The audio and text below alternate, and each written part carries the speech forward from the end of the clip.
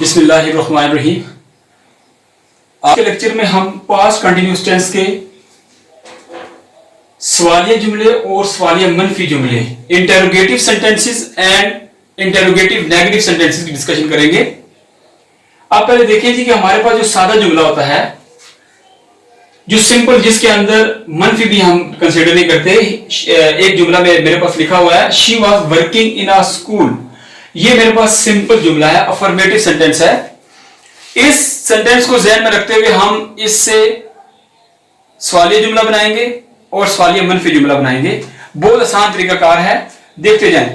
जब आपके पास सादा जुमला आ जाए तो सादा जुमला से आप सवालिया जुमला बहुत आसानी के साथ बना सकते हैं। सब्जेक्टिव फॉर्म बाद आपका वाज है, ये हेल्पिंग वर्ब है। सवालिया के अंदर आप हेल्पिंग वर्ब को स्टार्ट में ले आते हैं। हेल्पिंग वर्ब आपका जब स्टार्ट में आ जाएगा तो बाकी जो जुमला बच गया इसको आप एज इट इज लिख देते हैं, बिल्कुल उठा के सारा तरतीब से लिख देते हैं। वाज मैंने शुरू में लिख दिया और बाकी शी बचा, वर्किंग बचा और आगे मैं सारे को ऐसे लिख दूंगा, was she working in a school, question mark. Was she working in a school, क्या वो स्कूल में काम कर रही थी। अब देखिए कि हमने सिर्फ हेल्पिंग वर्ब को उठाया और स्टार्ट में ले आए, बाकी जुमला जो बच गया, जो चीजें हैं सब्जेक्ट यानी बाद में चला गया, उसके बाद working in the school as it is है, जिस तरह जुमले के अंदर था। अब इससे अगर मैं मनफी जुमला बनाना चाहूं, सवालिया मनफी जिसे कहते हैं, इंटेरोगेटिव नेगेटिव सेंटेंसेस, तो इसमें हम सब्जेक्ट यानी सवालिया जुमले के अंदर जो सब्जेक्ट होगा इसके बाद नॉट लगा देंगे। तो ये देखें, was she not working in a school और क्वेश्चन मार्क डाल देंगे। अब देखें, was she working in a school, was she subject के बाद अगर नॉट लगा देंगे सवालिया जुमले में तो वो सवालिया मनफी जुमला बन जाता है। बहुत आसान सा ये तरीकाकार था। अगर आपको सादा जुमला आता है, हम और प्रैक्टिस एक दो जुमले की करते हैं, देखते हैं कि उससे हम कैसे सवालिया और सवालिया मनफी जुमला बनाएंगे। मैं चारों के चारों जुमले इसके अंदर प्रैक्टिस करने लगा हूं कि आपकी जो प्रैक्टिस है सिंपल जुमले की, मनफी जुमले की और सवालिया मनफी जुमले की, वो इसी के अंदर कंप्लीट हो जाए। उर्दू के अंदर आपको सेंटेंस आएगा, अगर वो सवालिया पूछता है या सवालिया मनफी जुमला दिया जाता है। लेट्स सपोज मैं एक एग्जांपल लेता हूं आपको, फिर मैं समझाता हूं कि आपने जुमले की ट्रांसलेशन कैसे करनी है। ये मेरे पास जुमला है, क्या वो स्कूल नहीं जा रहा था, क्वेश्चन मार्क। अब ये जुमला उर्दू में दिया गया, क्या वो स्कूल नहीं जा रहा था। अब ये जुमला डायरेक्ट तो आप कभी भी इसको ट्रांसलेट नहीं कर सकते, यानी करेक्टली आप इसको ट्रांसलेट एज इट इज जो दिया गया जैसा वैसे आप, हो सकता है फर्स्ट अटेम्प्ट में आप ना कर सकें।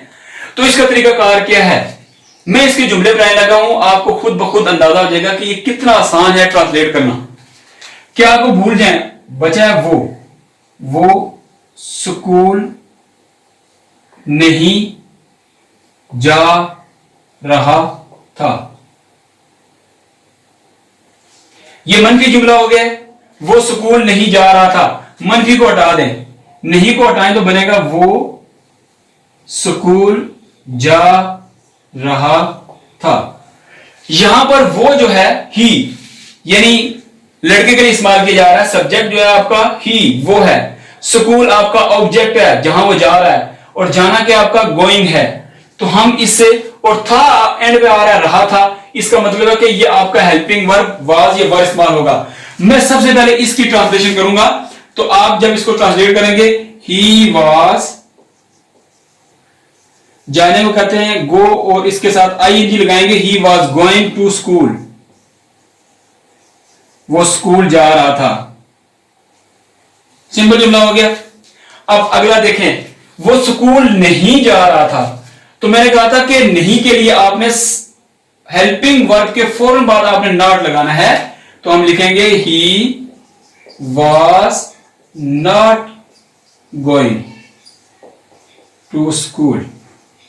देखिए आपका मनफी जुमला बहुत आसान से बन गया कि मैंने सिर्फ हेल्पिंग वर्ब के बाद नॉट लगा दिया तो आपका मनफी जुमला हो गया।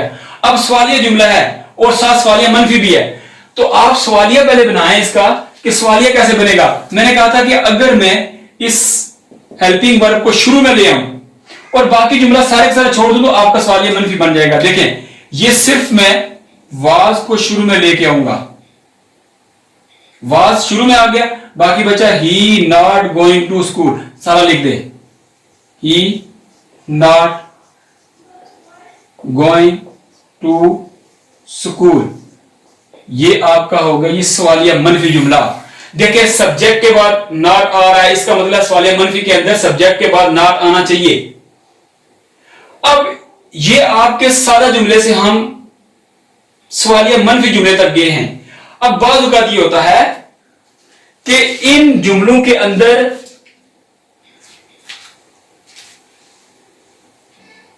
वर्ड कहां, कब, कौन, इस तरह के अल्फाज आ जाते हैं। वो कहां स्कूल जा रहा था, वो कब स्कूल जा रहा था,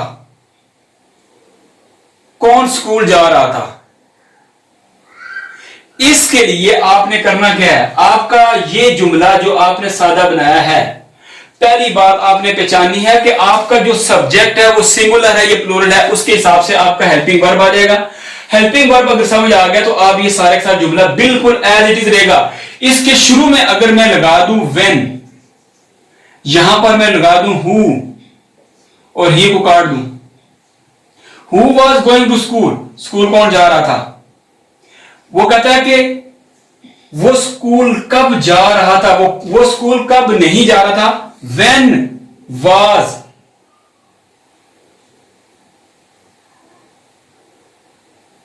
ये आ जाएगा when was he not going to school, when was।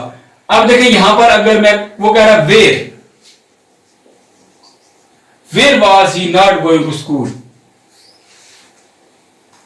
यानी मैं जस्ट ये बताना चाह रहा हूं, ये जुमले की ट्रांसलेशन यहां से, चूंकि मैंने क्या वो स्कूल नहीं जा रहा था ये जुमला है, इसमें जस्ट मैंने एक वर्ड ऐड किया कि सवालिया का जुमला है आपका, सिर्फ ये बता रहा हूं कि यहां पर जुमला हमारे पास है क्या वो स्कूल नहीं जा रहा था, तो मैं जस्ट एक वर्ड ऐड कर रहा हूं कि कहां।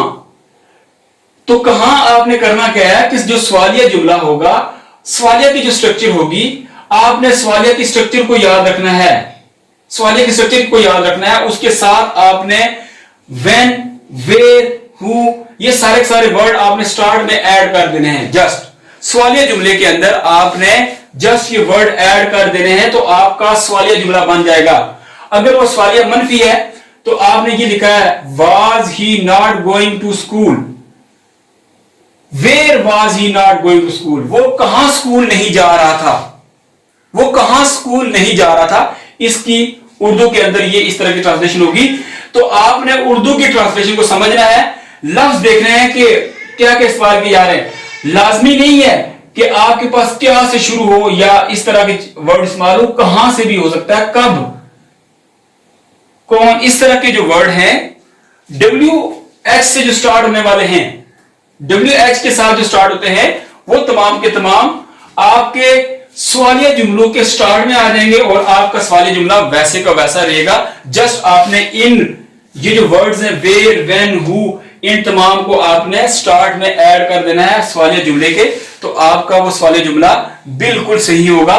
आपका सब्जेक्ट चेंज नहीं होगा, आपका हेल्पिंग वर्ब चेंज नहीं होगा और बाकी चीजें वैसी की वैसी उसी पोजीशन में रहेगी। जस्ट आपका ये नया एक वर्ड ऐड हो जाएगा तो जुमले की ट्रांसलेशन हो जाएगी। इस तरह के जुमले आप मजीद प्रैक्टिस के लिए देख सकते हैं। मैट्रिक क्लास की बुक है, उसको आप कंसल्ट करें।